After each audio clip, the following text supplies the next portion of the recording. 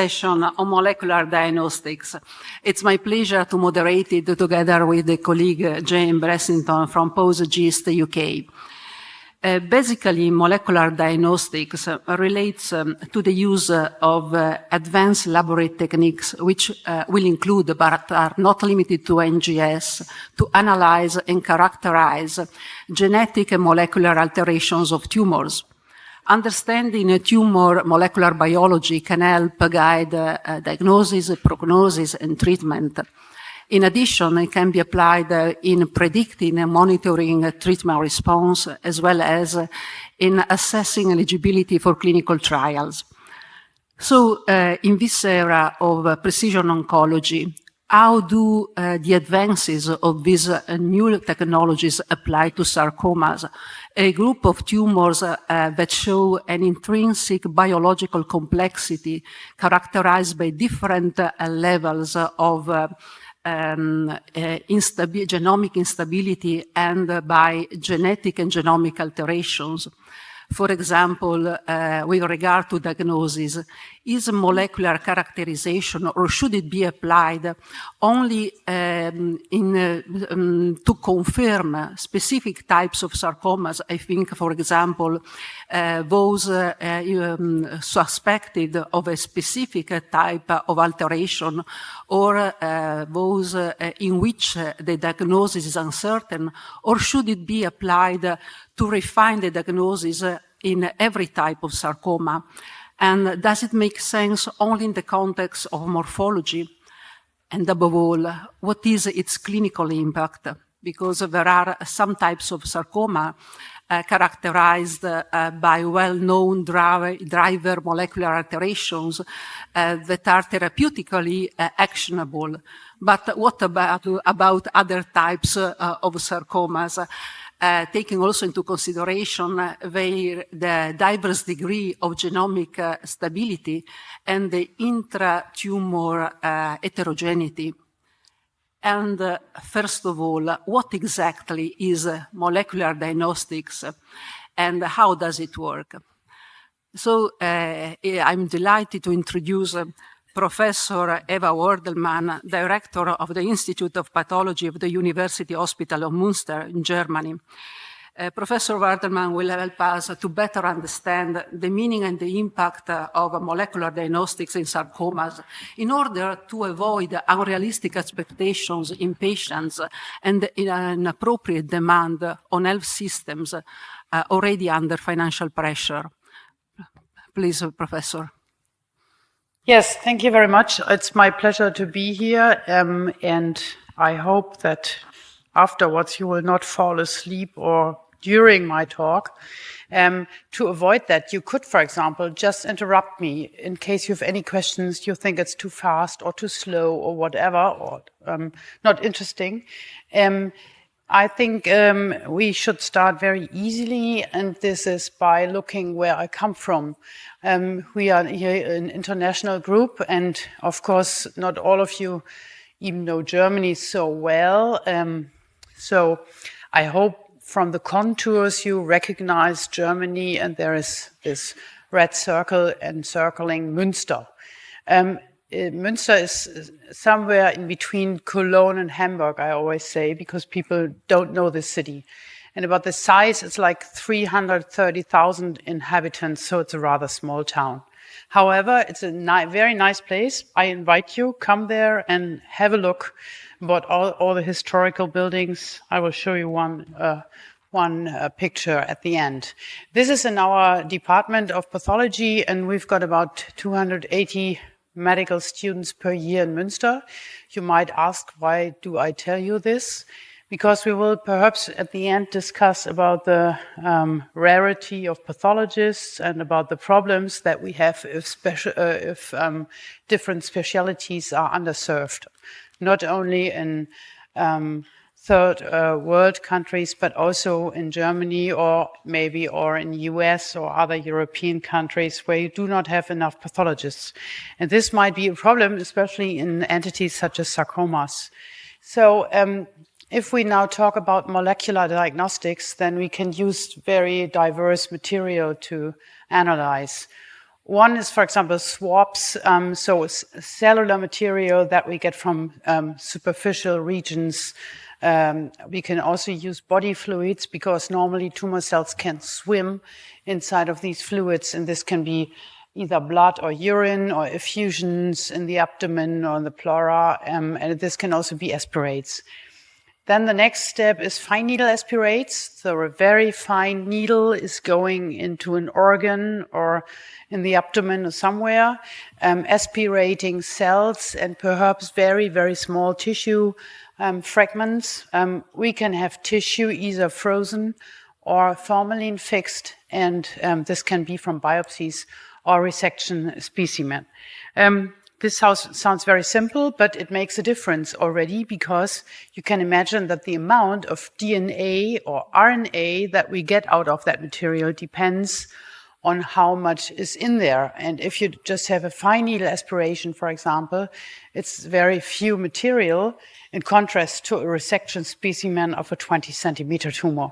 So sometimes we are struggling just because the low amount of the substance we want to analyze. Frozen section is one issue. Most people, even if they don't know nothing about pathology, they have heard there are frozen sections.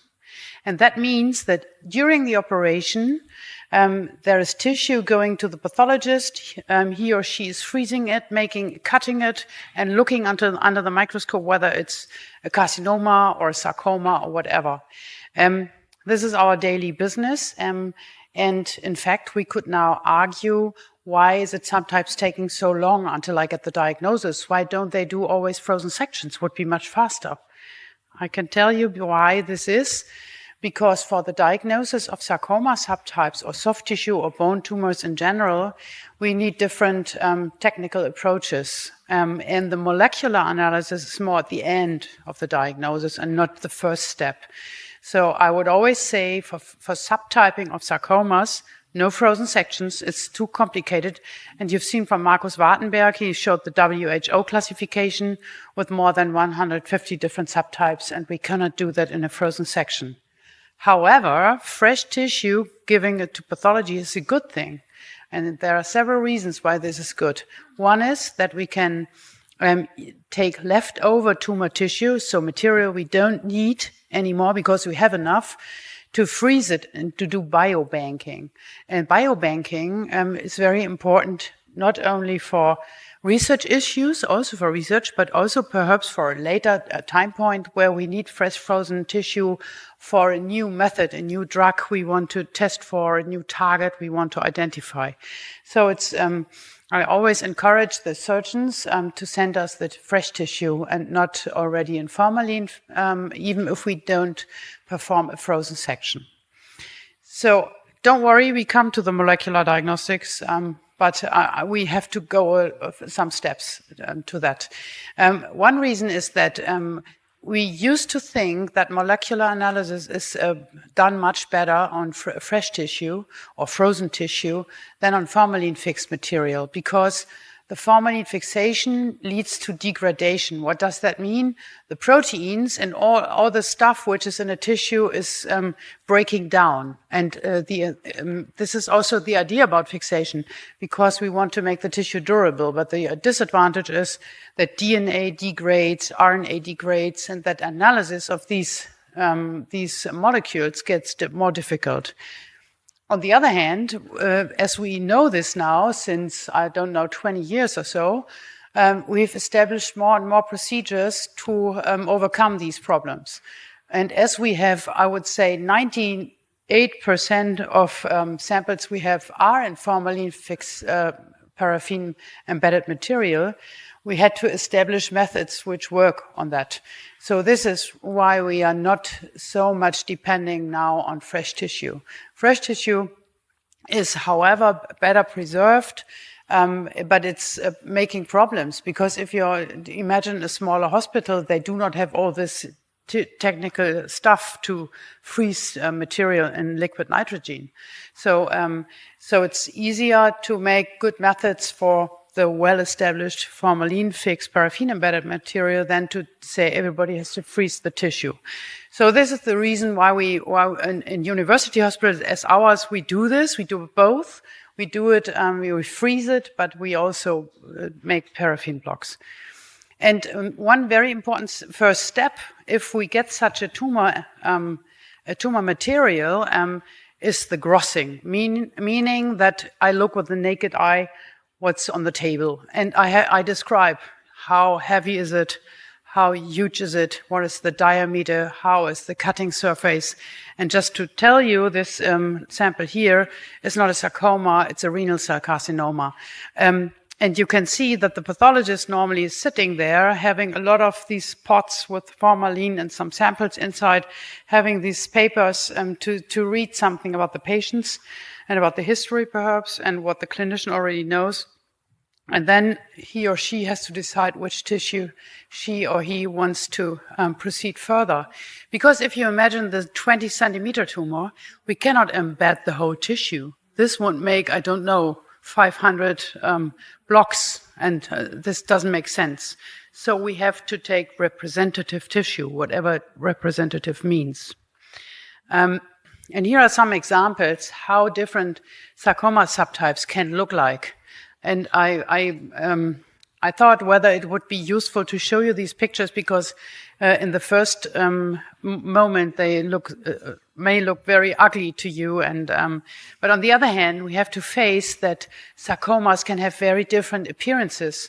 And it's important also for the pathologist to be already with a macroscopic eye aware what we are talking about and where he or she should take some samples.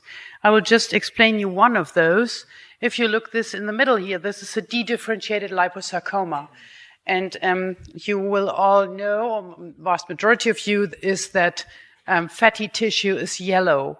And you see this yellow color here, but there's a nodule looking completely different, which is not yellow anymore, but is grayish, reddish, whatever. And this is the dedifferentiated part of the liposarcoma. So this is all the liposarcoma. This is the well-differentiated liposarcoma, looking like normal adipocytic tissue with a naked eye. And this is the aggressive part in it. And you can see it's really a separate nodule, completely separate from the rest. It's not a transient overgoing from the one to the other, but it's suddenly there's another clone, and this clone is aggressive. And we could now go through all these other pictures. We will not do it, but you can see there are differences in macroscopy, and this guides also our decision which tissue we want to look at under the microscope. So after the macroscopy, we have to dissect the specimen. The experts among you have already recognized this is not a sarcoma, but the appendix. Just to show an example. And then afterwards, overnight, this material is paraffinized. And finally, in the next morning, 6 o'clock in the morning, beginning normally, the overnight paraffinization of the tissue is stopped, and we produce paraffin blocks. And you can see on the left side that there is now these green blocks here, and they are laying on a freezing plate, which is very cold, to make the paraffin hot. For those of you who have made candles themselves, you know that with paraffin, if you cook it, it's liquid, and if you cool it down, it's getting hot. And this is why we are working like this with hot situations and cold ones. So the paraffin blocks get cold, and then the technician is able to cut very, very tiny and small pieces from this small biopsy and puts it on such a water bath, which is warm, and then you can get out the slides with a glass material and then stain it. So, but we want to come to molecular pathology, but I have to tell you all that because it's a stepwise procedure. We do not start from the first contact with the tissue with molecular analysis. We have to take the other steps as well. So macroscopy, microscopy to guide the decision, which immunohistochemistry do I need? Do I need molecular pathology? And if yes, what? And This is how it works. So let's make a little look on these H&E slides here. And again, you see a lot of different diagnoses, and you can now imagine that it's not always completely clear from this first H&E staining what this tumor will be. So we have to, from there on, we have to do different procedures until we get to the final diagnosis. And we normally discuss this among each other. We meet every day in the morning. Everybody can bring not only coffee, but also slides and show them if it's a difficult case and discuss. And then we can also decide which further procedures we make, for example, immunohistochemistry, and then they are made. And we have some specific markers up here helping us a lot to make clear diagnosis, so that we can at the end say this is this and this is that. And you can see again, just to give an example, just compare these two here, D-diff lipo and D-diff lipo, but they look completely different. So it's not enough to look at the H&E and everybody knows, okay, this is that and that. That's the exception. Normally we need always additional analysis. And this is for patients sometimes very disturbing because it takes so long to come to the diagnosis, weeks and weeks, and you've got the feeling the pathologist is sleeping on the desk or what? What are they doing? It's just the procedures. And one of the procedures, or some of the procedures, are molecular pathology, because we have so many steps, so many hand-on cycles, so many technicians working with the tissue again and again and again, that it takes some time. So what about molecular pathology? We use tumor tissue normally in pathology. We analyze DNA or RNA, which both include our genetic code and also the genetic code in the tumor, which may be different to our own genetic code. This is why the tumor is aggressive. And we also look for regulators of the genes, which is very important and gets more and more important, and we call this epigenetics, meaning that it is not enough that a gene is there, it has to be upregulated or downregulated to have an effect on the cell. So we have to look whether in a specific tumor the genes are deregulated and in which way, and this is epigenetics. We look then for the sequences, we compare them with the normal sequences, which are well established, and then we want to find out whether these defects in the genomic sequence is relevant in the specific tumor. The problem with the whole genome sequencing, which all of us would like to have perhaps, is that we find so many mistakes or differences compared with the normal sequence that it's very difficult to interpret what does that mean. Is that always aggressive tumor, or is it just a variation which we all have? Just look at each other, you look all different. This is due to different genes, but this is not always pathologic genes, it's just a variation. Okay, so for the soft tissue and bone tumors, which types of operations we have to expect? First of all, an increasing number of tumors has translocation.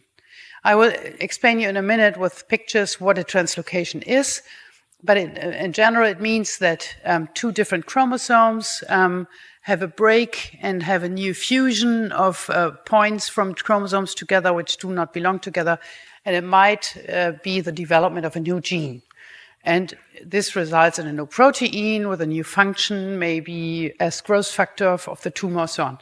We will see that, and it's making then the question more clear. And you see behind some diagnoses, they are characterized by specific translocations. So we know already what we have to expect.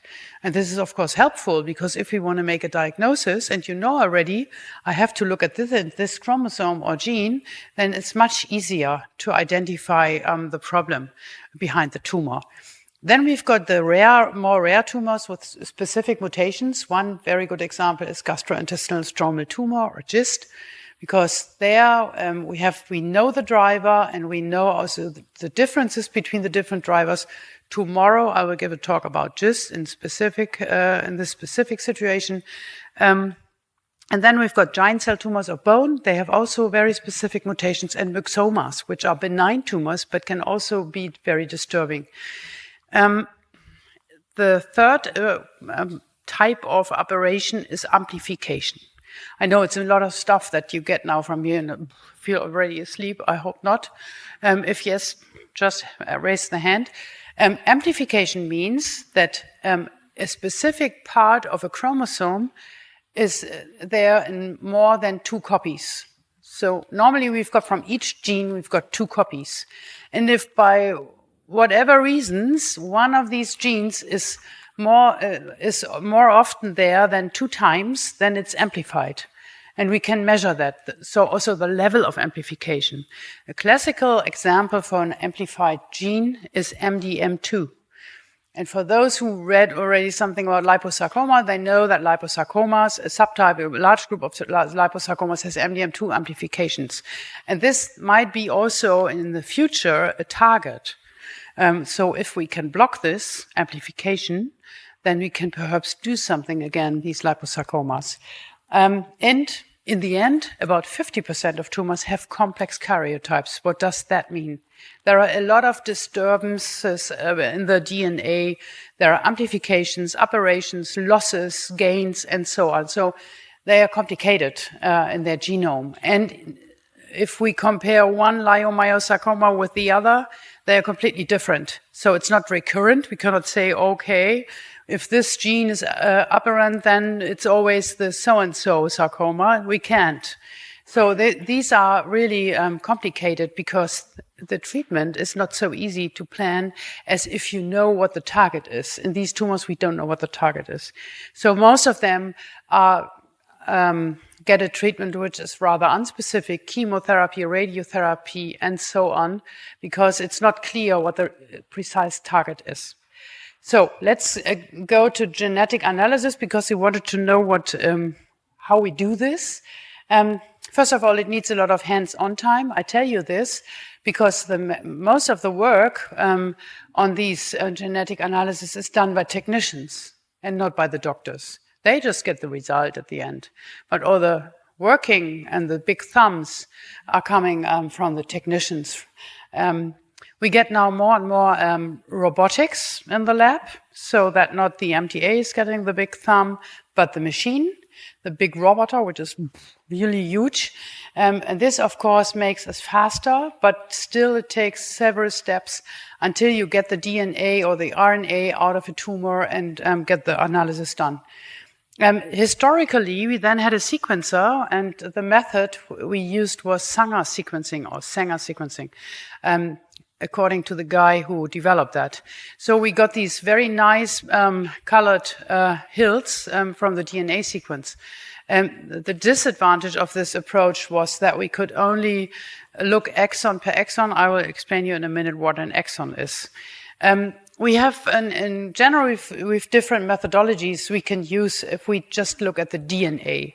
The DNA, which is in all our body cells, and might be a little bit aberrant in a tumor, in a sarcoma, for example, can, as I said, analyzed by Sanger sequencing, but then we can only look one small part, and then the next small part and the next one. It takes a lot of time, but it's cheap and easy. We can only look at single genes. What we now do is that we look at panels. So that we, in the same step, in one analysis, we look at 20 genes, 100 genes, 500 genes, all genes, genome. Yeah, this could be made. And you can imagine that the more genes you look at, the more expensive the approach is, the more complicated perhaps also. And what is especially important to know is that the bioinformatics behind this is really, really difficult. So, because then you get a huge amount of information, and you have to do something with it. And when you then get the information from your lab that there are 1,000 genes having a small variation, yeah, and now what does it mean? So we have always to look whether we can handle that, and everybody would now say, well, artificial intelligence, we will solve that, the machine will calculate. It's not so easy. Just to say that I don't think that everybody from us here sitting in the room and during the next 5 years will have his or her whole genome in the pocket and say, oh, come on, doctor, this is my genome, just look what is wrong. I don't think. but we can discuss this later on. So what we have, we began with hotspot panels. For just to come back to the GIST, we knew which genes in GIST are interesting. So then you can create such a panel analysis, just taking care of all the genes that we know are important in GIST, like 20 or 30 genes. Then we made larger panels. This is what we do right now. We do panels with more than 500 genes. I think it's 638 or so, from those genes where we think they might be important. And the next step is then exome, so only the coding regions of the gene, and genome is the whole thing, or the whole genome, everything. And methylome means this is regulation. So if you want to see which genes are activated or inactivated, then you have to look to the regulators, and these are methylation profiles that we do. And this is also shown on the comic on the right side, what we could do with all these different steps. So which material do we use? You heard already, we use liquid biopsy. We could use liquid biopsy. We could also use tissue, and then we can do several things with it. We can do sequencing, rather whole exome, whole genome, or very specific site-directed. And what do we want with that? Of course, we want to plan therapy, but we want to also see if we know the tumor has the so-and-so operation, we can use this for monitoring of the disease. We could take blood, for example, and look whether circulating tumor cells are in the blood. This would be, of course, very nice, like a tumor marker. We could also see an early relapse, perhaps. We could monitor metastasis, and we can say more about prognosis. So these are all dreams, I have to say. Don't think this is already reality. But on the other hand, we have to go that way. I think there is no other possibility. So we use all the tissue I already mentioned, and we try to establish methods which are also helpful for sarcoma patients, and not only for the big 5 other carcinomas, which normally are always searched for. So just a little bit of the nomenclature. I always talk about exons, and you might think, what is an exon? I have no idea. Just remember that the DNA is a long strand of nucleotides, of proteins, of structures that are sitting next by next. And we have 2 different regions. The one are the exons. Behind these exons, this is the coding sequence, which is important for the proteins we have later on. And in between of these exons, there are so-called introns. And indeed, nobody really knows what they do there, these introns, why there are these separations between the different coding regions. It must be some regulatory thing, but we are not sure about it. So when we talk about DNA, we have to talk about introns and exons. And the introns are much longer than the exons. So if you want to make a whole genome where the introns are in to sequence it, it's really, really a lot of information and a lot of parts where we think we don't need it. So this is why some people say, I will only do exome sequencing, only the coding regions. And the others say, oh no, it's not enough. We want the whole thing. We want exon and intron. So this is the reason why we have this nomenclature with exon and intron. And then some of you who are very, very active in their biology education at school or later on, you might remember that there were these 3 nucleotides being the code for one amino acid. Yeah? You remember? Codon? Don't worry, we don't go too deep, but a little bit. So just look here. You can see there are always 3 letters together. And all these 3 letters, it's like a code, like an Egyptian code. Yeah? And you can, behind these 3 letters, you can, this is always the same in all of us. You have the code for one amino acid. And if you put all the amino acids together, then you've got a protein. And the protein does something. That's the whole story. So you can then number them and say, this is 1 and so on. And these codes up here, these are alanine, for example, or leucine, or again, alanine, proline.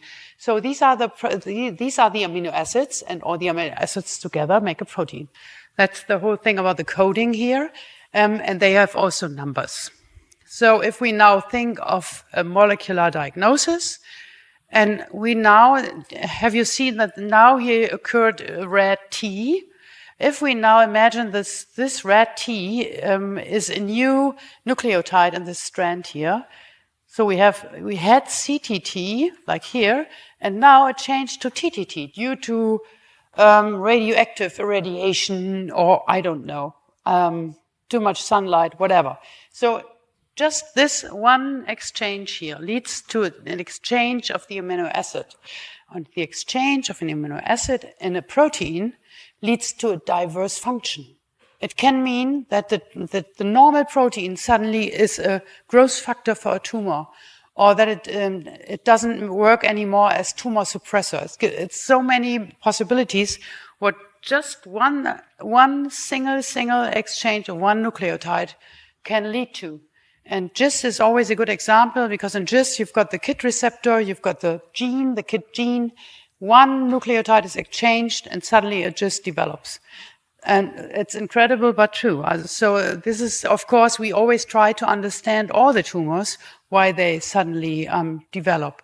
And the coding, or the medical speaking then, is that we normally describe a small c. This is the DNA, C dot, and then the region where this C was changed to T. This is the medical speaking for this, what happened here. And then after this here, we've got the P as a protein, and this is leucine here, abbreviated by L for F. So this is the formula where we can read on which exchange on DNA level and which exchange on protein level. So this is the language that bioinformatics and, for example, pathologists or clinicians speak to each other. And I know it's complicated. So we leave the DNA and we come to the chromosomes. Remember how many chromosomes we have, and we know that on all chromosomes we have normally 2 copies of one gene. And here we've got, for example, chromosome 9 and chromosome 22. And you can see this is a longer one and this is a smaller one. And there are 2 genes here marked. These are not genes from sarcomas, but from leukemia. But it doesn't matter, because the principle is the same. So they live next by next, everything is fine, and suddenly one day, due to whatever reasons, there is a break in this region and in this region. And what can happen then? Normally during a cell is dividing is that the wrong ends come together. And what happens then is that you have a changed chromosome 9 and a changed chromosome 22. So here's a new gene, and here also. Normally, only on one of these 2 chromosomes, this makes really a difference. So in this case, for example, there is a fusion of BCR and ABL. And this fusion is found in chronic myelogenic leukemia. It's the Philadelphia chromosome. Why is it called Philadelphia chromosome? Because it was detected in Philadelphia. Very simple story. The oldest translocation we know. So this is what happens in sarcomas. In translocation-positive sarcomas, 2 chromosomes during a division of a cell break. The fusion is wrong at the end, when the cell is reorganized and you've got a new gene. This happens in each of your bodies and also in mine every day, several times. Normally it has no sense because the new protein has no function, so it doesn't matter at all, or the cell dies because of the mistake. But in some cases, it can cause a tumor. And what we do then is to detect these breaks is we look with fluorescence, because we can put probes with fluorescence on specific genes, and then we can see whether the gene in the cell is intact or there is a break in that region. So this is a long list. I know it's completely overcrowded. It is just to shock you, I would say, because this list is very, very long already. A lot of names of very exotic sarcomas on this list. And this language here behind is not readable for the normal person. But it's just showing this here, the translocation, which chromosome has a fusion with which chromosome, what are the genes involved, and this is the name of the translocation. And you see the list is very long. And the more sequencing we make every day, I would say, the more RNA operations we detect and translocations. So I would say every week a new tumor entity is published because somebody has found 3 cases with a translocation and describes it then. So in the moment, I would say, we are making the pathologists themselves, making our lives more complicated because we create new tumor entities and nobody knows what to do with them. On the other hand, without knowledge, we will never cure. So we have to do that. The list is growing of these translocations. And just to make it a short story long, I would say, no otherwise around, why are we so interested? We think if we have the motor of the tumor, and if we understand why this tumor cell is growing, perhaps we can shut down the motor because we have a therapeutic approach. We understand the biology. It's always what pathologists say, always, if you understand the disease, the tumor, then you can cure. If not, you cannot cure. So this is the reason why we're so keen to understand what happens with such translocations. So we have this translocation, exchange of material between 2 different chromosomes. And what then happens is we call that a chimeric fusion gene because it's a new gene, 2 new gene parts make together a new gene. And then we got good examples for tumors having such chimeric fusion genes. One is, for example, Ewing sarcoma, synovial sarcoma, and so on. You see the list here. And what they have as common, it's a transcription factor. So it's a factor influencing which genes are on and which genes are off. So it's a thing which is in the nucleus normally. It's very difficult to address these transcription factors because they are in the nucleus, and it's difficult to get drugs there into the nucleus. Then we've got growth factors, and growth factors, in fact, can be inhibited by tyrosine kinase inhibitors, for example. So this might be an approach. And finally, tyrosine kinases. Yes, we heard that word already. Tyrosine kinases are interesting in the context of GIST again. And in fact, we have tyrosine kinase inhibitors. So for these tumors, we have already something in the hand, which was not, of course, not developed for sarcomas and GIST. It's just, by the way, detected, although it was originally created for something else, such as imatinib, for example, which has been developed for chronic myelogenic leukemia, not for GIST. This was an accident or a good luck situation.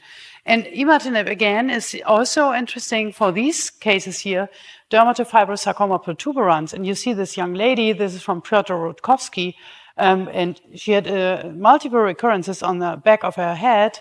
And after taking this pill, she had really a long-standing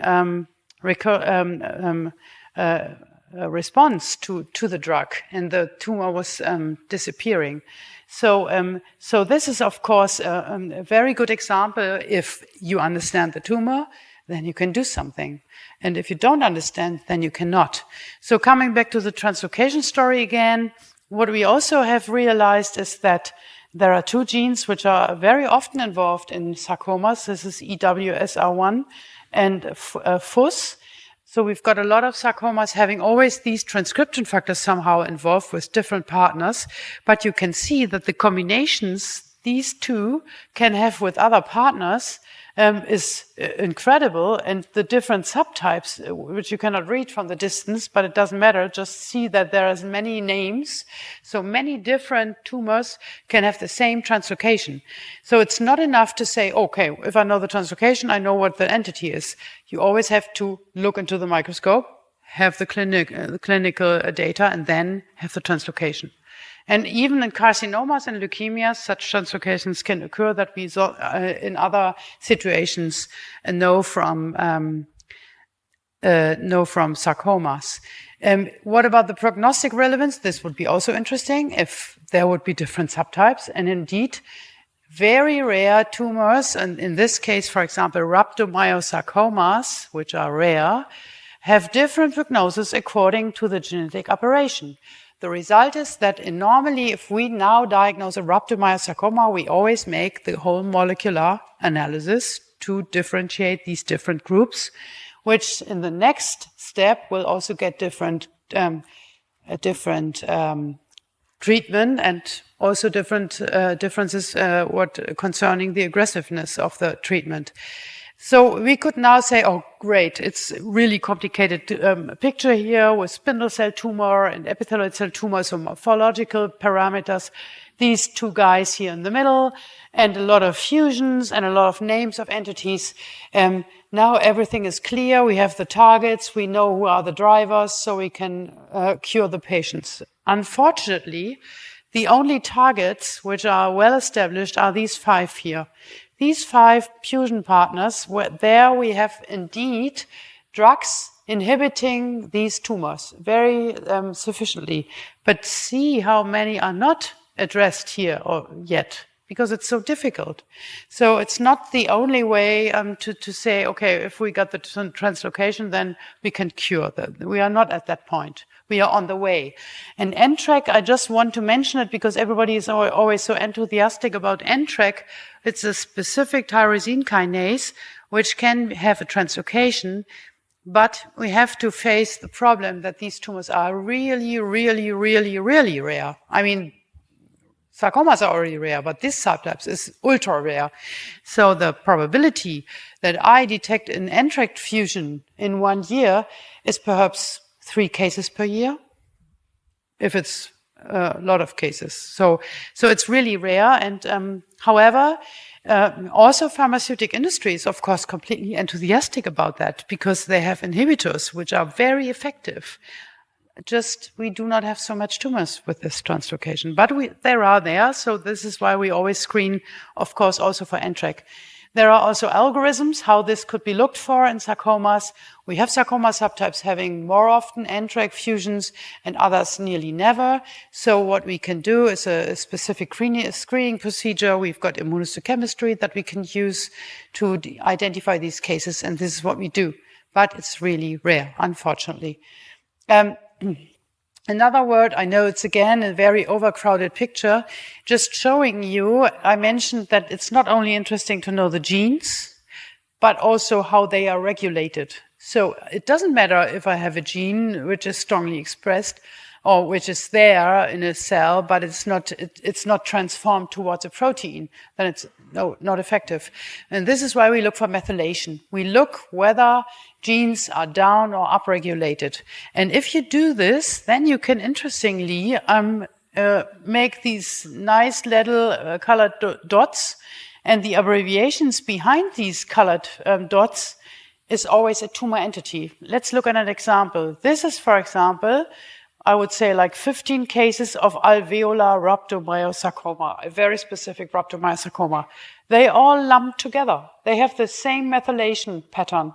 They have the same activated and non-activated genes. So obviously, not only because we found the translocation, but also because the regulation is the same. They belong in one pot. And on the left side, for example, we can look at the synovial sarcomas, the light green here. They all lump together. So the other way around, if we don't know the diagnosis because we couldn't find it, it was so difficult, it was not enough tissue, whatever, and we do such a methylation profiling, it could be that our new case is lumping with these here, and we say, oh, another synovial sarcoma. This is how we use it at the moment. We use it as another diagnostic approach, that if we have already a lot of these methylation profiles and we compare our new case with these profiles, perhaps we can then establish the diagnosis. And this is, of course, very helpful. In neuropathology, they do this already. They have crashed their whole WHO classification, just put it in the garbage, and made a new one just based on these methylation profiles. I don't think that we will do this with sarcomas because our sarcoma classification is already very good. But it can support in specific cases for a better understanding and also in some cases for subtyping what we are dealing with. Which molecular methods do we use? This was my issue I had to talk about. We use FISH, which is the abbreviation for fluorescence in situ hybridization. So to look for these translocations, breaks, amplifications of specific chromosomal regions. We do RNA sequencing, we do DNA sequencing, we do methylation arrays.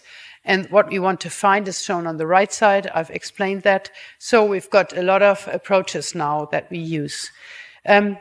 Just to show the future a little bit, because you might be interested in that, for example, in Germany, there are several initiatives that we very, very fast now establish larger and larger panels, more information. Whether we can really transform that to treatment is another issue. And what this picture shows you, that the machines for the next generation sequence or for the sequencing on DNA level are getting always bigger, because the panels that we use are always getting bigger. So we need more capacity. The machines have to work night and day to make all the sequencing. And when we begin here, 2015, we had a MiSeq and an XSeq. These were two machines from, I have to say it, no, hopefully nobody in the room, Illumina in this case, where these machines were used, these smallies here. And now we step on and we see, oh my God, here up there, we see in 2023, there is already an NGS automation system from Beckham Coulter. This is here. And so we've got huge machines. And with this, also the number of genes, and this is always measured in base pairs. We talked about the nucleotides. These are the base pairs. So the length of DNA we can analyze in the same time. And you see this is abbreviated as mega base pairs is increasing. And the cutoff where we say, oh, this is really now a huge amount of DNA is 1 mega base pair. So it's really huge information we create. And then we also have, of course, to interpret. This is showing again Germany, and of course you know already now that this is Münster here, from the first landscape. And what we now do, for example, to look a little bit over the hill is, besides all the sarcomas we sequence, we have already established that we, in all these other tumor entities, we automatically, when we get them, do this extended reflex testing to get all the information about the tumors we need. And you see that we always have quality testing with others, which is well organized in Germany. And again, as you can see, it's always the same. The big five, breast cancer, lung cancer, and so on, are the first to get in such programs. But I'm sure that we can also get the sarcomas in that workflow. And this just to show you that besides all the genes, I said 638 genes on the DNA level, there are other measurements, other genomic signatures, for example, being important for immunotherapy or other new novel treatment approaches that we can, in the same time, analyze, both on DNA and RNA level. So, to make it a little bit even more complicated, now we thought, okay, everything is clear now with DNA, RNA, and methylation, and then everything is good. But, and this is a very nice paper for those who really want to dive into the deepness of the complicated sarcoma pathogenesis. This is from Josephine Dermavan, who's always publishing, I don't know, every year 10 excellent papers. This is one of them. And here she describes very nicely which different aspects in a tumor all influence how an individual tumor will develop. And this might explain why we, and you especially, experience yourself that just because another person has the same tumor entity, it can be completely different because it's so complex. Indeed. And but we have to identify the different subtypes, then we can really do something. So my last issue is, and I've got some residual minutes, is to talk about molecular tumor boards. Indeed, as you heard now so much about molecular analysis, you might argue, who now can work with all this information? And what about the doctors? Are they all well educated and say, okay, it's clear, we can do so and so? No. So this is why we need such a specific tumor board, which is not dedicated to lung cancer or breast cancer or whatever, we have them additionally, I have to say, the organ-specific tumor boards. But we also have this overarching molecular tumor board because it's getting so complicated that we have to have some experts and also biologists to understand the results. And you can see that the doctors and scientists sitting in such tumor boards are really diverse. And there are also human geneticists, there are also bioinformatics and documentalists, because one very important issue is that all the data have to be documented. Otherwise, we do not learn anything from that if we discuss these cases. Which patients are included in such molecular tumor boards? At least it might be country-specific differences, but in our tumor board, it's so that there are internal patients from our own hospitals. We do it together with Essen because we have a comprehensive cancer center together, Münster and Essen. We discuss internal cases, external cases. There may be also national patients from other cities, if we have, for example, specific studies which we offer, and we've also international patients. And then we, of course, have to discuss reports, pathological reports, but especially also molecular reports. And they can also be from external, and in some cases it might be that we say, oh, we don't believe it. We have to repeat it, or it's not deep enough, or the interpretation is wrong, or whatever. So there is a lot of about quality issues and interpretation, which is very important. You have to be sure that what you get is really informative and helpful. And that's not so easy always to qualify that. Here you can see on the right side up there, this is indeed our sarcoma tumor board, which we perform weekly. I have to say, since Corona, we do most of the tumor boards now online and not in person, because it's better for the time management if you do not have to walk 20 times a week in several tumor boards. That's why we do it online.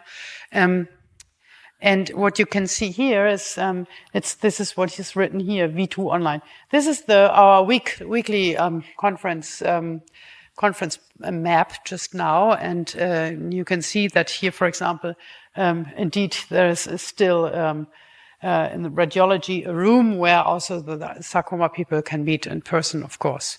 So, and of course, it's always the same with the subspecialties in medicine. I see, of course, the pathology in the center of everything. So the pathologists are the pilots of the whole thing. This is also because we, of course, also have always to think whether we can detect some novel targets that perhaps the clinicians do not think of. And you can see that here are different targets that can be interesting, not only in the definition of the tumor entity. For example, CDK4 and MDM2 are genes amplified in liposarcomas, but sometimes we find an MDM2 amplification in a completely different tumor. So what we more and more do is that we look for specific proteins, especially if we have some drugs against them, that we look for tumors where we don't expect the translocation. We just check it for that. We do a biomarker screening to not to overlook those patients who could have benefit from a specific treatment. And you can see cell cycle regulation is important, DNA repair. About 10% of all tumors are hereditary. So it's, in sarcomas, I think it's less than, for example, in breast cancer or in colon cancer, but still we have to look for that, whether a DNA repair is somehow defect. Then immune cells, checkpoint inhibitors is the word, although I suppose that in sarcomas, immunotherapy until now is not playing such a big role as in other tumors, but it might develop. And of course, tyrosine kinases. We have indeed, this is in the light green here, we have already now immunohistochemical biomarkers giving us a hint that we should look for that. Of course, KIT and GIST is a clear story, but also BRAF. The very rare BRAF mutations can also be addressed by BRAF inhibition. Then I mentioned already MDM2 and CDK4 hormone receptors, and also some tyrosine kinases. So we look by immunohistochemistry to see targets. This is fast and cheap, of course. There are indeed, and this is on the right side, already drugs which are more or less specific for specific genomic operations. So it is helpful to look for these. And this is what we do, and with which what we then discuss in the molecular tumor board. And I think to wrap that up, and I come to the end, is if we want to have a correct diagnosis, of course, then the pathologist needs immunohistochemistry and molecular pathology. We have to identify and score immunohistochemical biomarkers because it's important to know whether the expression, the weak expression of a hormone receptor is of any value for any treatment. This also holds true for immune checkpoints such as PD-L1 and PD-1. There has to be determined what the scoring is, what the cutoff is.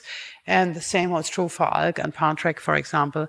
And if we have molecular operations influencing our treatment decisions, of course, it's important to look for them. And this is, again, true not only in cancers and in melanomas, but also in mesenchymal tumors. Who has access to these methods? As we are an international community here, you might argue, I don't know when we ever will have a whole genome sequencing and who can finance that. This is the reason why I brought this picture. And I mentioned single gene techniques. This was the Sanger sequencing where you have only a small part of the gene to look for. Or on the right side, the multi-gene techniques where you get genomes and exomes and a lot of information. And red means, dark red or intense red means never access to that. This explains why this card here is nearly completely red or dark orange, because only very few privileged countries have already access to the multi-gene analysis.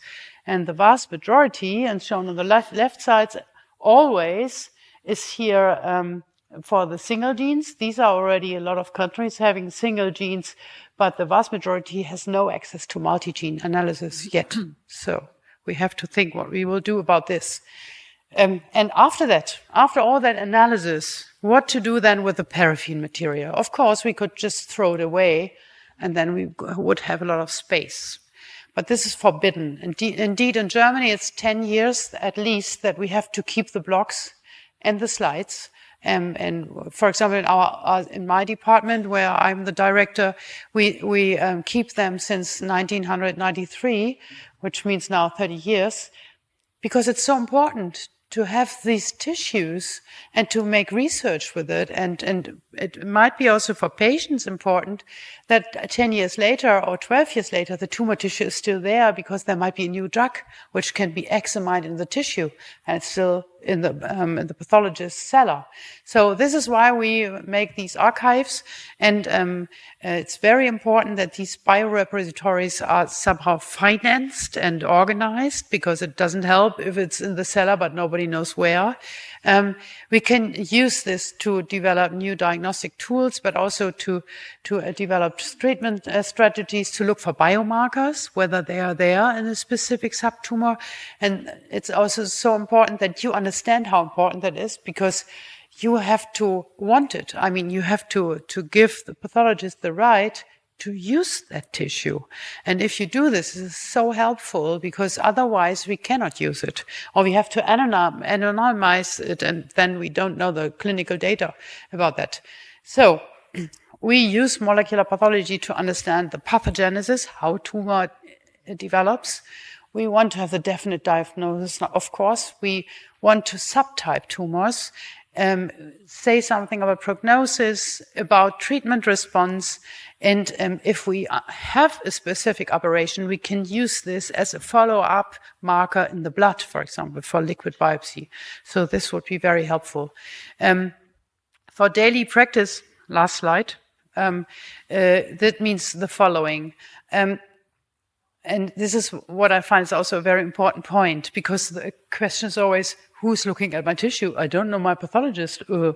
Is he or she specialized?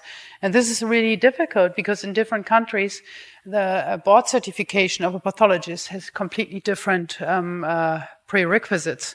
I have since a longer time a very intense relation to Armenia, and there, for example, a pathologist needs 2 years, and then he or she is pathologist. In Germany, it's 6 years. And the content of the education is completely different. So this might explain already, if you just take these 2 countries, the differences in the diagnosis and so on.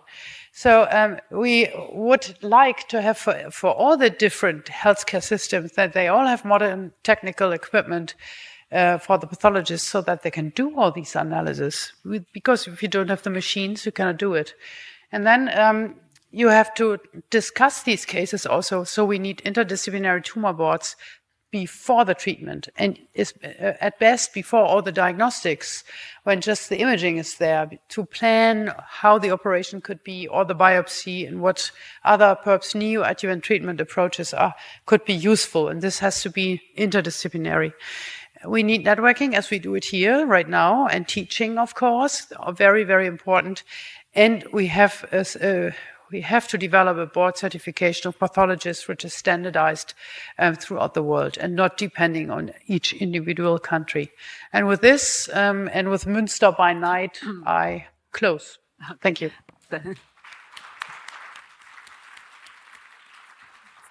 Thank you. Just a minute. Thank you very much. Thank you very much for this excellent lesson on such a complex issue, but sarcoma biology is very complex. Thank you very much, Professor.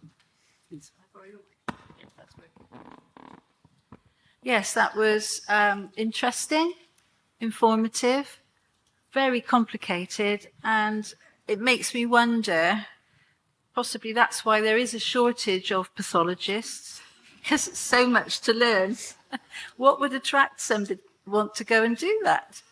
Yeah, it's a very good comment from you, because indeed, in the last years, when I was there standing in front of the students and telling them something about pathology, I realized more and more that it's not attractive if you say, well, you know, we are doing the whole body, and we are expert in every region, we know every gene, by first name and so on.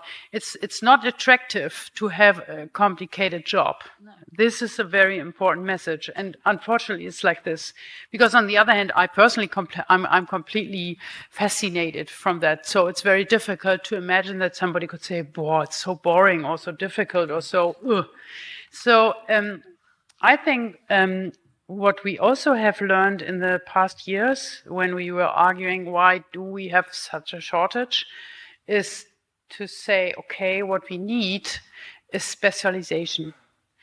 If you remember, we've got, for example, dermatologist or head and neck doctor or eye doctor or whatever, but pathology does everything. We are all generalists, like radiology, and radiology has the same shortage. They have the same problem because people say, because it's too much. I cannot learn all that. Yeah, it's too broad.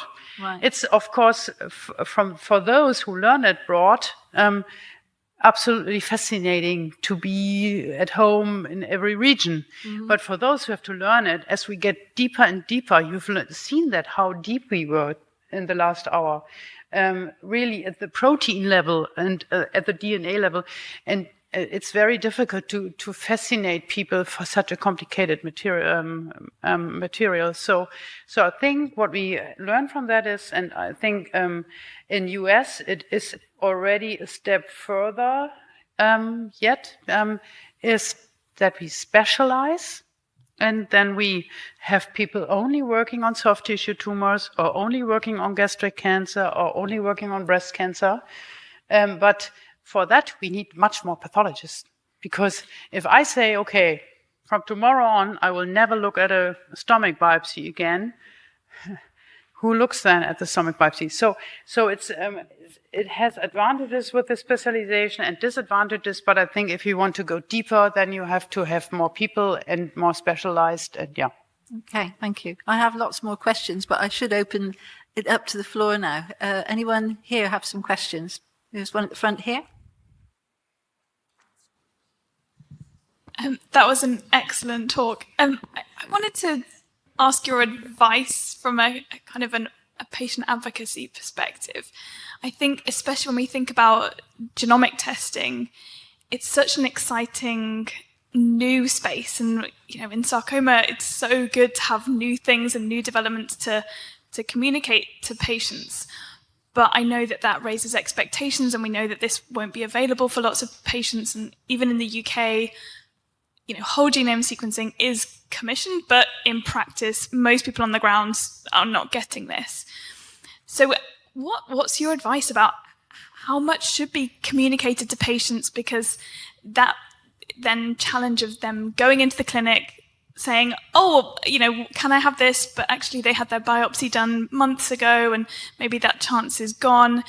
That challenge of communicating new developments without raising false hope, and maybe that genomic testing might be very valuable for research in the future, but might not make a difference for that person. This is a very hard question to be asking you, but how would you approach that challenging question? Yeah, it's a very, very good question. And of course, we are always discussing how far can we go and should we go. Indeed, it is already like this.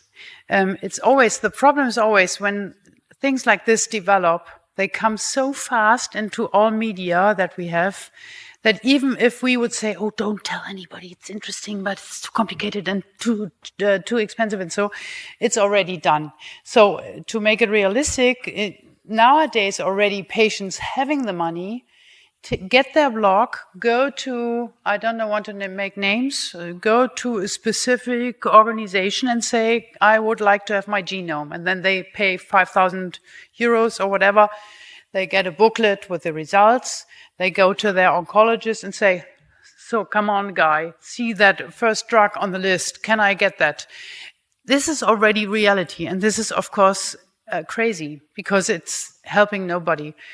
So I'm absolutely agree with you that we need rationale before we make such deep-going analysis, and we need doctors being competent. So the first step must be that the doctors are competent, that they really can consider their patients, what they should do next step.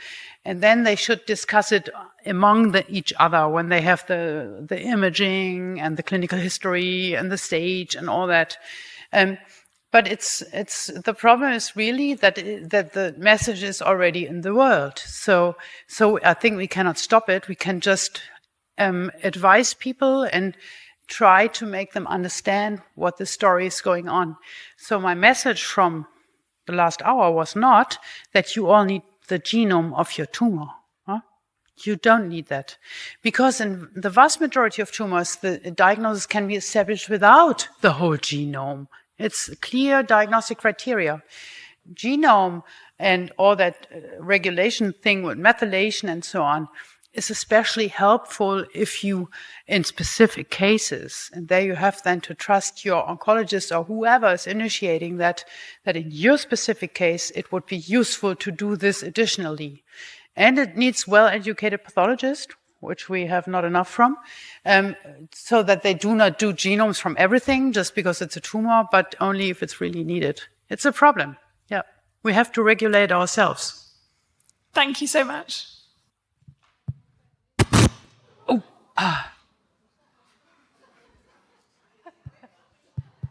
We are all awake now. Oh my God. Ganz vorsichtig.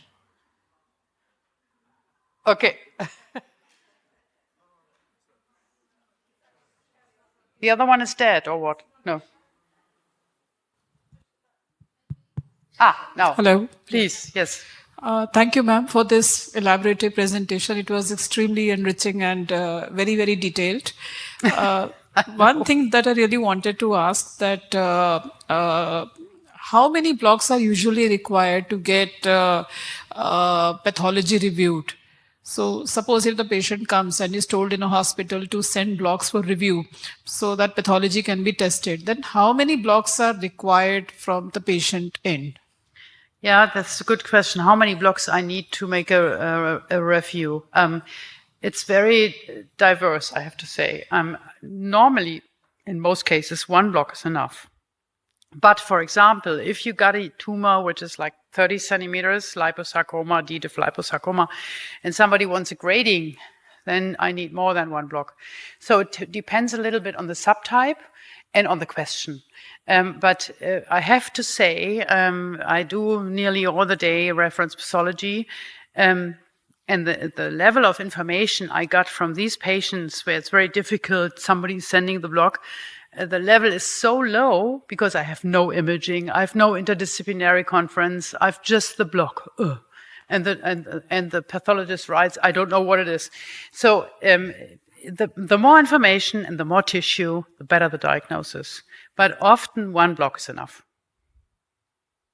Ma'am, also that sometimes patients are given slides. They don't have blocks. So is it required and they are advised for tests like NGS sarcoma panel?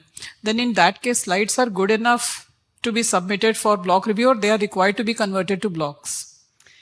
The problem is slides are really an issue, a difficult issue, because it sounds a little bit stupid, but pathologists often stick very much to their own H&E staining because it's, the thickness of the slide and how the colors come, I cannot explain. So it's more like art, probably. So if you got only slides, and they are thicker than you're used to, and the staining is different, then it might be much more difficult to come to the appropriate diagnosis. However, we are now able, if we do not have a block, even to scrap off the tissue from the glass slide and to try to extract DNA and RNA. But often then it doesn't work. So it's much better, much better to have the block. But if somebody has only slides, then I have to look at the slides. I have one more question. So sometimes it happens that sarcomas are very rare and the diagnosis is often, it does not come very commonly. In that case, people are told to review the blocks from some other better institution where they can get their blocks reviewed. So sometimes they have to courier their blocks. So the question to ask is there a specific temperature to be maintained, or the blocks, do they get contaminated when people do courier to other cities or other places? Or there is some specific temperature to be maintained so that the blocks remain intact? I'm not sure whether I got your question completely, but I will try to answer. Should I repeat the question? Yeah, no, you just said that the blocks are sent to another place, and then they don't come back, or? So, ma'am, as an example, like we stay in New Delhi. Sometimes we have to send the blocks to Mumbai, Tata Memorial Hospital, for getting the blocks reviewed. That's a great institution where blocks are reviewed and the diagnosis comes easily. Now, the question is, sometimes when people do courier, so are patients required to maintain the temperature of the blocks, or it can be sent through courier, the temperature is not required to be maintained? I mean, what I'm trying to ask is, the blocks are required to be stored in a cold storage temperature, or any normal room temperature it can be stored? Yeah, well, interestingly, the blocks are really resistant. I mean, if you live in the Death Valley, for example, and there's 50 degrees and you put them in the room, then it might be a problem that they at least get a little bit itchy. But normally you can store them at room temperature, and they can, and normally if you send it somewhere else for a second opinion, for example, they also have either to store them or to send them back.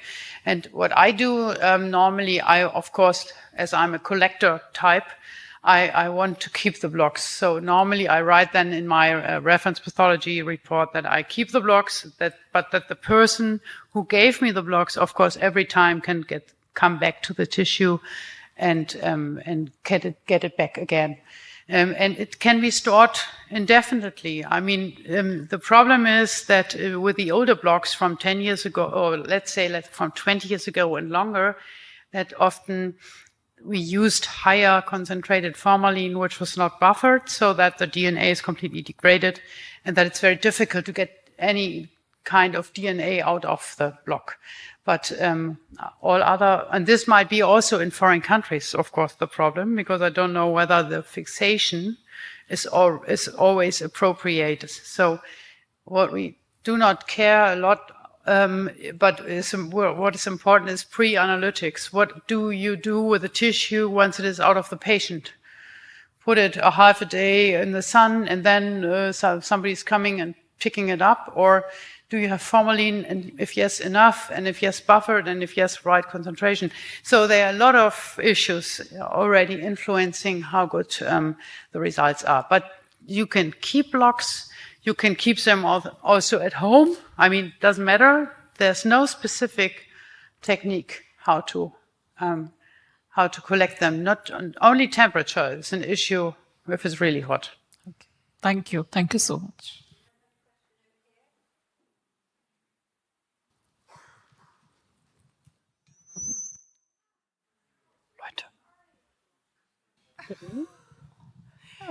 Thank you so much for this interesting talk. I am wondering, with a lot of other cancer types, we are now moving more towards the liquid biopsies for molecular diagnostics, the cell-free DNA, etc. It's still in research. It's not so much in clinics yet. What is the status for sarcoma research in cell-free DNA and molecular diagnostics? Is that something that we can expect in the future, or is it already up and coming? You might wonder whether something is with my ears, but it's indeed a little bit difficult up here to understand properly. So what shall come in the future? What you have already in the research? So for cell-free DNA research, cell-free DNA. in Okay. other oncology is already... Yeah, well, for the circulating DNA, there are so many different approaches. Cell-free, then tumor cell-free, and so you can do so much in the blood where you can look whether this could serve as a tumor marker. And there is already a lot of research on that, also in sarcoma. Again, the first tumor which is often then used is just indeed gastrointestinal stromal tumor, because we are so well informed and so good already in a lot of details about this tumor.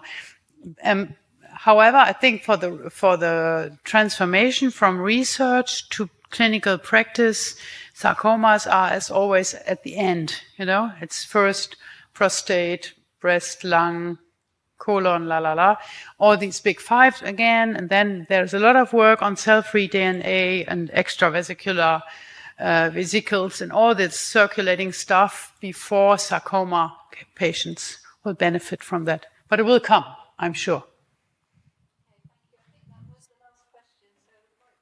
Thank you very much for a very informative speech.